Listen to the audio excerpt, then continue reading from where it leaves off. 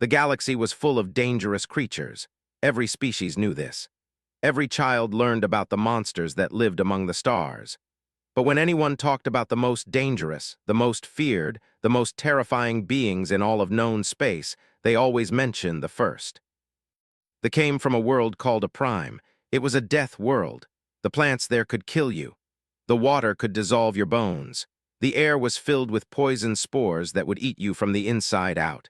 Everything on a prime was designed to kill, and they had become the ultimate killers to survive. They stood 8 feet tall when fully grown. Their bodies were covered in scales harder than steel. They had 4 eyes that could see in total darkness. Their claws could cut through metal like a hot knife through butter. Their teeth were long and sharp, designed for tearing flesh. They were fast, they were strong, and they were absolutely without mercy. When the first made contact with the rest of the galaxy 300 years ago, there had been panic. Many species wanted to destroy them before they could become a threat. Others wanted to run and hide. In the end, the Galactic Council had decided to invite them to join as equals, hoping that diplomacy would be safer than war. It had worked mostly.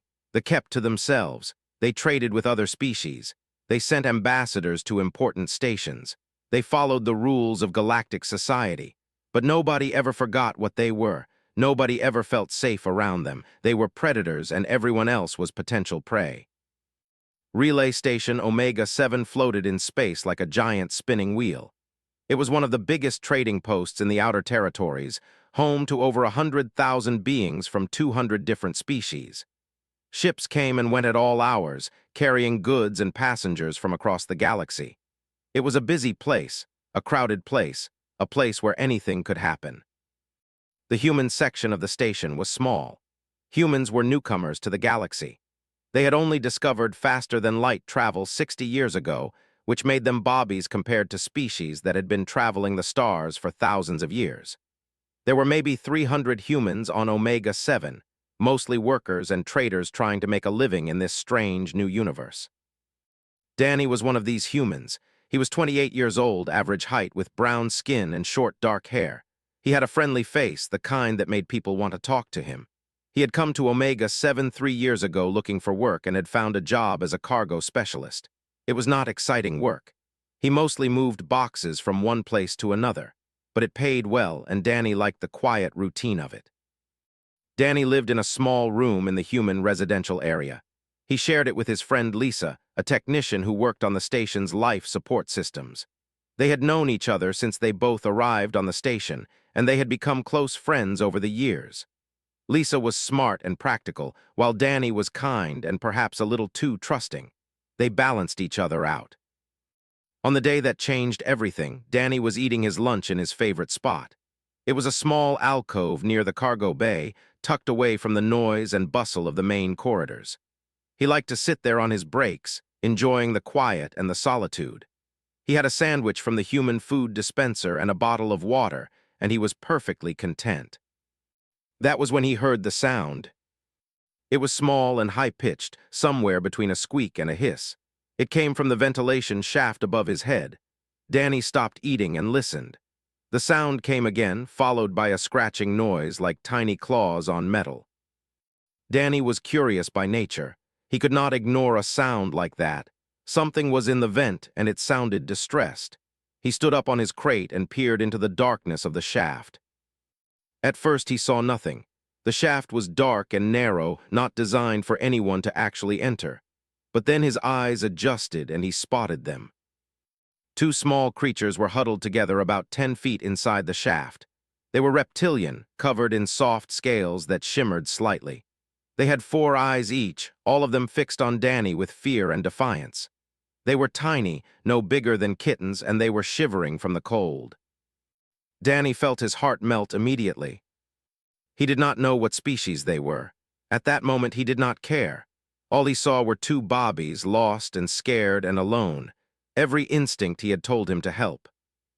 "Hey there, little ones," he said softly. "It's okay, I'm not going to hurt you." The creatures hissed at him. The larger one raised its tiny claws in a threatening gesture. It would have been scary if it was not so adorable. Danny smiled. You're trying to be brave, aren't you? That's good, but you don't need to be scared of me. I'm a friend. He reached slowly into the shaft, moving as carefully as he could. The creatures backed away, pressing against each other. The smaller one made that squeaking sound again, and Danny's heart broke a little. I know, he said gently. Strange place, strange creature reaching for you. It's scary, but I promise I just want to help. You look cold. Let me get you somewhere warm. The creatures did not come any closer. They just stared at him with those golden eyes, frightened and uncertain. Danny could see the conflict in them. They were exhausted and probably hungry. They wanted help, but they were afraid. Danny decided to try something different. He pulled his arm back and sat down on his crate. Then he started to hum. It was an old trick his grandmother had taught him. She had grown up on a farm and had spent her whole life around animals. She always said that scared creatures needed calm sounds. Loud noises and sudden movements made them more afraid. But gentle humming, a soft and steady vibration, told them that everything was okay. Danny hummed an old lullaby his grandmother used to sing. He did not remember all the words, but the melody had stayed with him his whole life. It was slow and sweet, meant for children who could not sleep. For a long moment, nothing happened. The creatures stayed where they were, watching him carefully. But then, very slowly, the larger one began to creep forward. Its movements were hesitant, ready to run at the first sign of danger. But it kept coming, drawn by Danny's gentle humming. The smaller one followed close behind, using its sibling as a shield. But it was coming too, and Danny felt hope rise in his chest. He kept humming, kept his body still, kept his eyes soft and friendly. The creatures reached the edge of the shaft and paused, sniffing the air. Danny could smell them now, a faint scent like copper and something warm. It was not unpleasant at all. The larger creature made a decision. It jumped. It landed on Danny's shoulder, and he felt a sharp pain as tiny claws dug into his skin. The creature was heavier than it looked, maybe 5 or 6 pounds, and its claws were surprisingly sharp. But Danny did not flinch. He did not move. He just kept humming, kept being calm, kept being safe. The smaller creature jumped too. It landed on Danny's other shoulder, and now he had 2 small aliens hanging off him. They were still trembling, still scared. But they were no longer hiding. They had chosen to trust him. Good job, Danny murmured between hums. You're so brave, both of you. I've got you now, you're safe. He slowly raised his hands and cupped them around the creatures, supporting their weight. They tensed at his touch but did not bite or scratch. They just pressed closer to him, seeking his warmth. Danny realized how cold they were. Their scales were cool to the touch, much cooler than they should have been. These creatures clearly came from somewhere warm, and the ventilation shafts of a space station were anything but warm. Let's get you somewhere cozy, he said softly. Somewhere you can warm up. He cradled the creatures against his chest and started walking toward his quarters. They did not fight him. They just burrowed deeper into his shirt, making soft sounds that might have been contentment. Danny smiled down at them and kept humming as he walked. The trip back to his room took about 15 minutes. Danny moved slowly and carefully, not wanting to startle his small passengers. He also did not want to draw attention. He had no idea what species these bobbies were, and he did not want to cause a panic. When he reached his quarters, Lisa was there. She was sitting at the small desk they shared, working on something on her tablet. She looked up when Danny came in, and her eyes went wide. Danny, what is that on your chest? Bobbies, Danny said simply. I found them in the vents. They were cold and scared. Lisa stood up and came closer, her expression changing from surprise to alarm. Danny, those look like cubs. Do you know what it is? Danny shook his head. Should I? Lisa stared at him like he had lost his mind. They are the most dangerous species in the galaxy. They're giant reptilian predators, 8 feet tall, claws that can cut through steel. They eat other species for breakfast. Danny looked down at the small creatures nestled against his chest. They had stopped shivering and were now making a low purring sound. Their eyes were half closed with contentment. These little guys don't seem dangerous to me, he said. Danny, the adults could kill you in about 2 seconds. And if the parents find out a human has their cubs, they might do exactly that. Danny frowned. He had not thought about the parents. Of course there were parents. These bobbies had to have come from somewhere, and if what Lisa said was true, those parents were probably very worried right now. "We need to find them," he said. "The parents, I mean, we need to let them know their bobbies are safe." Lisa nodded quickly. "Yes, good idea. I'll contact station security and see if anyone has reported missing cubs." She hurried back to her tablet and started typing. Danny carried the cubs over to his bed and sat down carefully. They did not want to let go of him, so he ended up lying back with them still pressed against his chest. They seemed to like that even more. The purring got louder, and their small bodies relaxed completely. One of them, the smaller one, wrapped its tail around Danny's finger and held on tight. The other one found a comfortable spot right over Danny's heart and settled there with a contented sigh. Danny felt something warm bloom in his chest. They were so small, so vulnerable. He could feel their tiny heartbeats against his own, fast and fluttering. They trusted him completely. Despite being a stranger, despite being a different species, they had chosen to trust him. "I'll keep you safe," he whispered to them. "I promise, no matter what." Lisa spent about 20 minutes on the communication channel with station security. Danny could hear her voice in the background, but he was not really listening. He was focused on the two small lives resting against him, feeling their warmth and their trust. He started humming again, that same lullaby from his grandmother. The cubs seemed to love it. Their purring synchronized with his humming, creating a strange but pleasant harmony. Before long, their breathing deepened and their bodies went completely limp. They had fallen asleep. Danny looked at them with wonder. These were supposed to be apex predators. These were supposed to be the most dangerous creatures in the galaxy. And here they were, sleeping on a human's chest like they had found the safest place in the universe. Lisa finished her call and came over to the bed. She looked down at Danny and the sleeping cubs, and something in her face softened despite her worry. "Security says there are 2 diplomats on the station," she said quietly. "A mated pair. They reported their cubs missing about 2 hours ago. The whole station has been searching for them." "Someone needs to tell them we found them," Danny said. "Security is handling it. They're sending someone to bring the parents here." Lisa paused and bit her lip. Danny, the security officer, sounded scared. He said the parents are extremely upset, like terrifyingly upset. Danny nodded slowly. He understood that. If his children were missing, he would be terrified and furious too. He would tear the whole station apart looking for them. "It'll be okay," he said. "Once they see their bobbies are safe, they'll calm down." Lisa did not look convinced, but she sat down in a chair nearby and waited. The wait was not long. About 40 minutes later, heavy footsteps echoed in the corridor outside.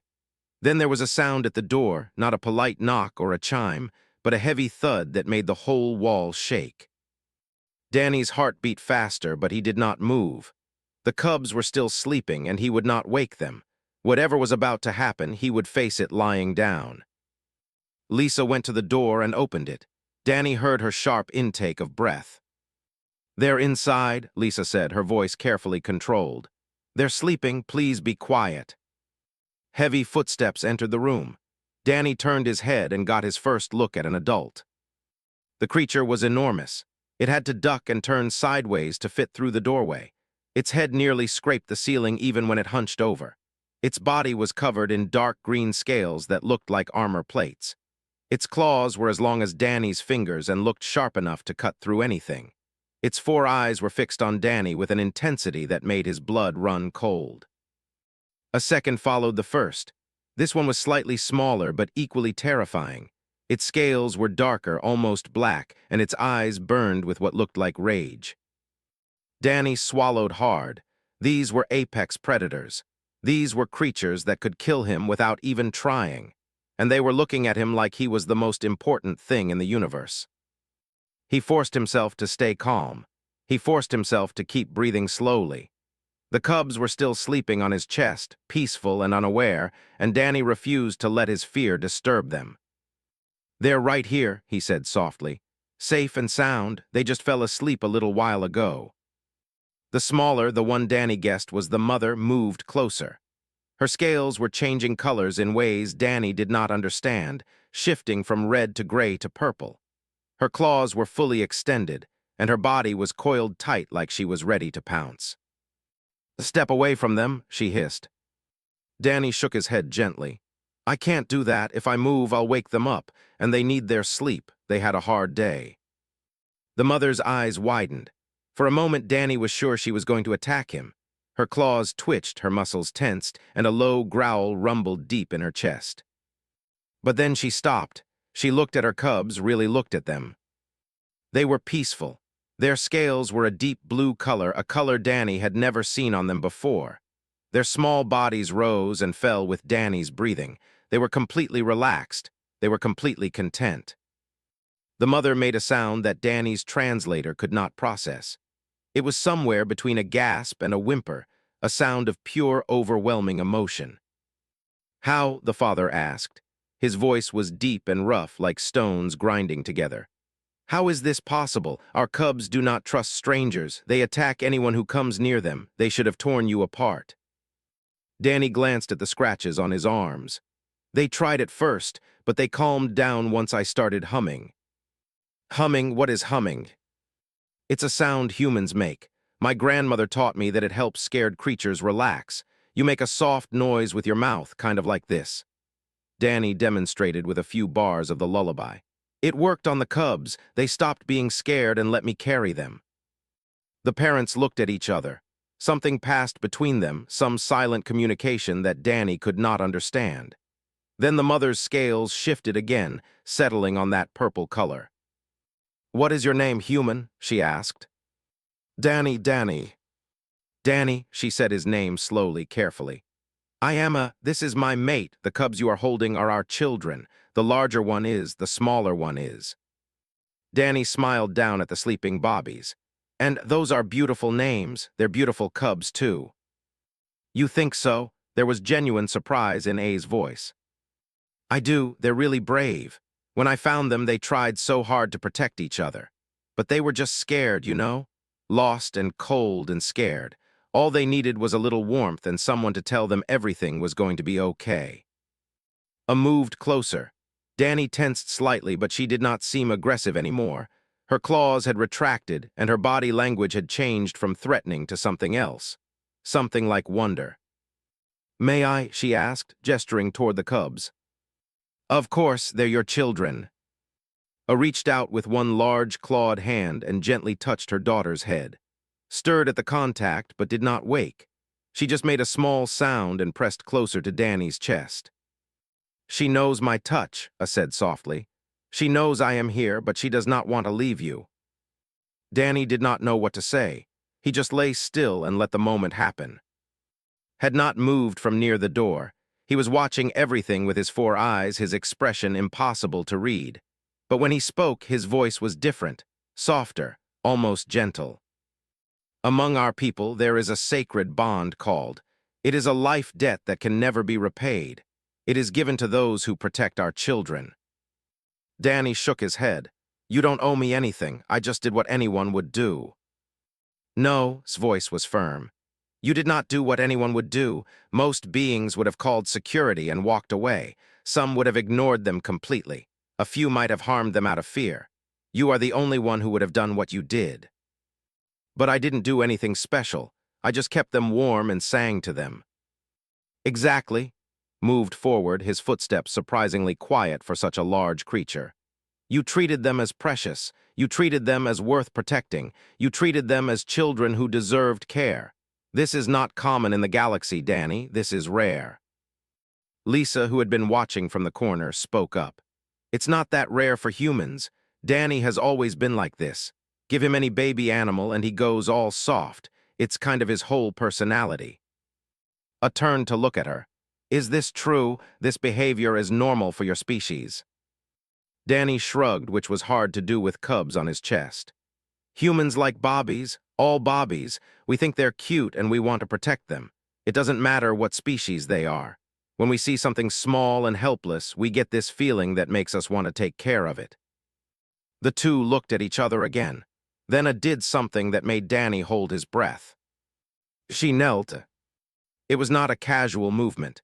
It was formal and deliberate, clearly holding deep meaning. She lowered herself until her eyes were level with Danny's, and she pressed one clawed hand against her chest. "Danny," she said, and her voice was thick with emotion. "You have protected my children when you had no reason to do so. You have shown them kindness when you could have shown them fear. You have treated them as precious when most would have seen them as threats. For this, I offer you the life bond. It means that you are now family. It means that any who harms you will answer to us. It means that our home is your home, our protection is your protection. This is the greatest honor our people can give." Danny felt tears sting his eyes. He did not fully understand what was happening, but he knew it was important. He knew it was something that would change his life. "I don't know what to say," he admitted. "Say that you accept," said. "Say that you will be family." Danny looked at the two sleeping cubs on his chest. Had one tiny claw hooked into his shirt. His tail was still wrapped around his finger. They looked so peaceful, so safe. "I accept," Danny said softly. "I would be honored to be family." A made that untranslatable sound again, and this time Danny knew it meant joy. She reached out and touched his face with surprising gentleness, her claws carefully hidden. "Thank you, Danny. Thank you for being what you are." She leaned forward and pressed her forehead against his. Did the same a moment later. Danny found himself surrounded by these two massive predators, held close like he was something precious. He was not afraid. He did not think he would ever be afraid of them again. They stayed like that for a long moment, then began to wake up. She lifted her small head and blinked her 4 golden eyes. For a moment she looked confused, unsure of where she was. But then she saw her mother's face, and she made a sound of pure joy. The reunion that followed was something Danny would remember forever. Scrambled from his chest to her mother's arms, chirping and squeaking with excitement. Woke moments later and did the same with his father. The cubs were passed back and forth between their parents, examined for injuries, covered with nuzzles and sounds of love. But they kept looking back at Danny. Every few seconds, one of them would turn those golden eyes toward him, making sure he was still there. "They do not want to lose sight of you," said, wonder in his voice. "They have never acted this way with anyone outside our family before." "Kids usually like me," Danny said with a small smile. "I don't know why." "I do," I said firmly. "It is because you have a good heart. Even our children can sense it. Even they know that you are safe." Eventually, gathered the cubs in her arms and faced Danny. He had sat up now, and he felt very small next to these massive beings. "You will come to dinner with us tonight," I said. It was not a question. "You and your friend, we wish to thank you properly." Danny looked at Lisa, who seemed to still be processing everything. She gave a small nod. "We would be honored," Danny said. A's scales shifted to a warm golden color. "Good. Family shares meals together. We will see you this evening, Danny. Until then." She turned and left, close behind her. The cubs watched Danny over their parents' shoulders until the door closed. The room felt very quiet after they were gone. Lisa sat down heavily. "Danny, what just happened?" Danny lay back on his bed and looked at the ceiling. He could still feel the warmth where the cubs had been sleeping. He could still hear the echo of their purring. "I think I just got adopted by the scariest family in the galaxy," he said.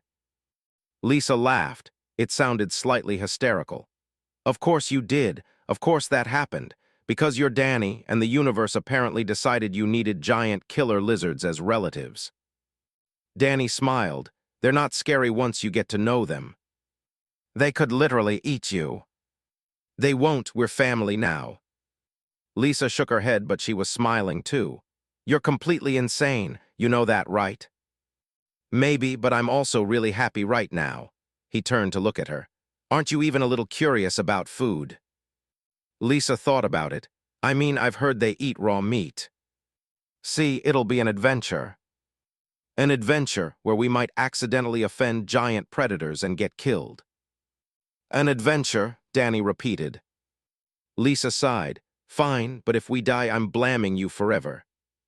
The dinner that night was unlike anything Danny had experienced before. The quarters were huge, built to fit their size. The ceiling was high, the furniture was massive, and the lighting was dim. It was warmer than the rest of the station, and Danny understood why the cubs had been so cold in the vents.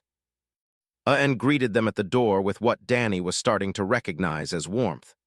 The cubs were there too, and they immediately ran to Danny with excited sounds. Climbed up his leg before he could react, followed right behind. Within seconds, Danny had two small aliens hanging off him, chirping with joy. He laughed and scooped them up. "Did you miss me? I was only gone a few hours." They chirped at him enthusiastically. "They have been asking about you all afternoon," said. There was something like amusement in his voice. They would not stop wondering when Danny would come back. The dinner was elaborate. There were meats that Danny did not recognize, some raw and some cooked. There were glowing fruits and strange vegetables.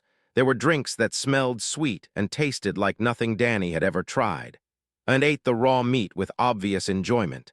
Danny and Lisa stuck to the cooked food and tried not to stare. But the food was not the important part. The conversation was. Wanted to know everything about humans. He asked about Earth, about human history, about how humans lived and thought and felt.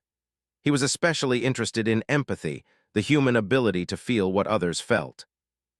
"Among our people, emotions are private," he explained.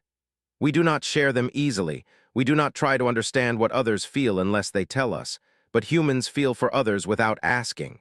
You see pain and want to help even when it is not your problem. This is strange to us." Danny considered the question. "It's just how we are, I think. When we see someone hurting, we hurt too. It's uncomfortable to watch others suffer, so we try to make things better. Even for strangers, even for beings who might be your enemies. Sometimes, yes, not always. Humans can be cruel too, but at our best we help anyone who needs it, because that's what we would want someone to do for us."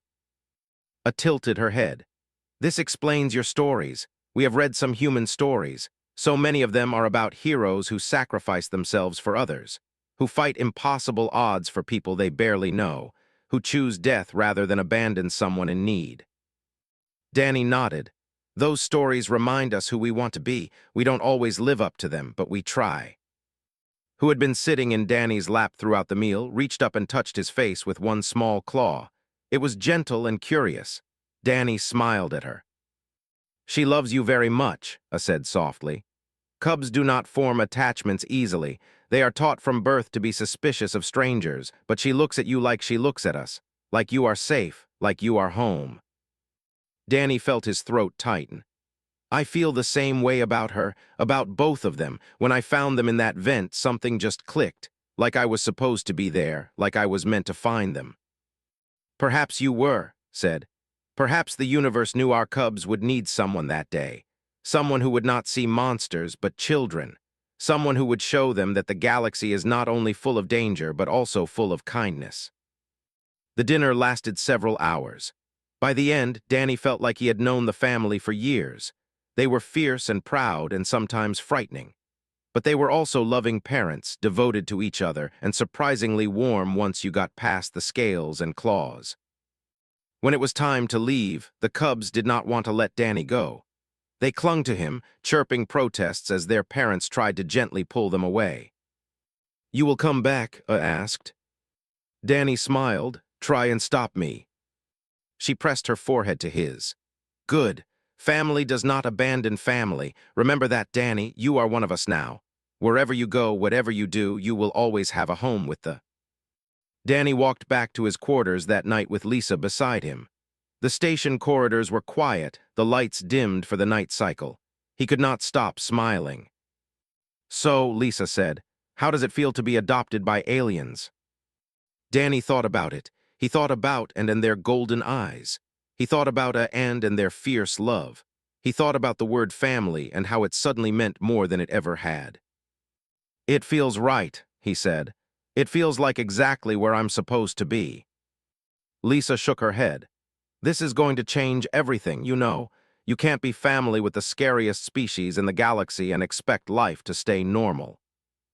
Danny laughed. "When has my life ever been normal?" They walked in comfortable silence. Then Danny spoke again, softer now. "You know what I keep thinking about? Those two cubs lost in the dark, scared and alone. And all it took was a little warmth and a song to make them feel safe.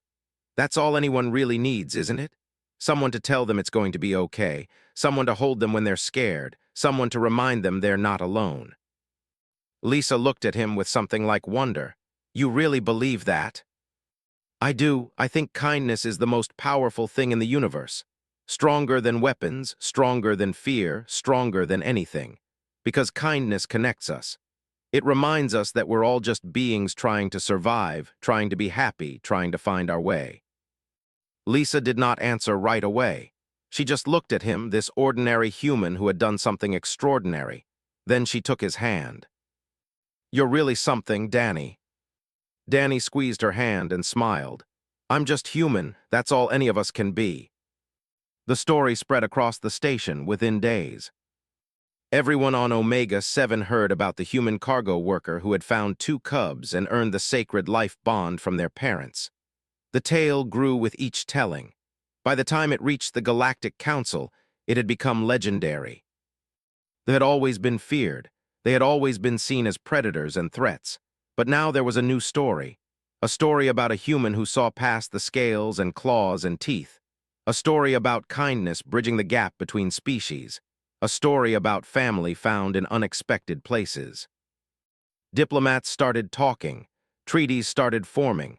For the first time in centuries, the galaxy began to see thee as something other than monsters. Danny did not think of himself as a hero.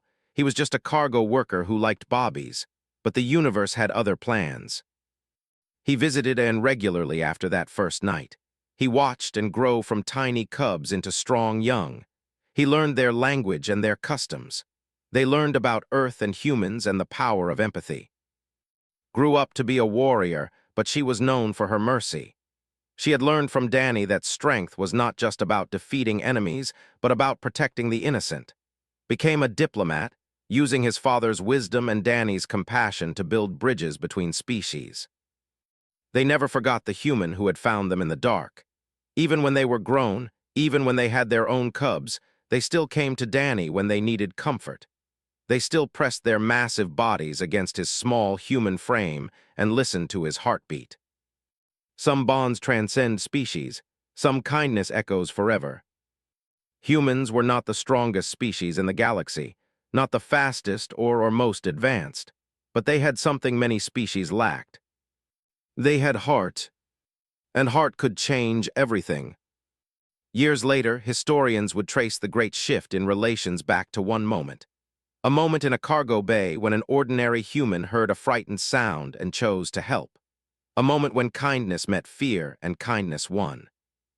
Danny never cared about being famous or legendary. He just wanted to grow up safe and loved. He just wanted to be there when people needed him. That was what being human meant to him. Being there, showing up, reaching out. And letting lost children know they were not alone.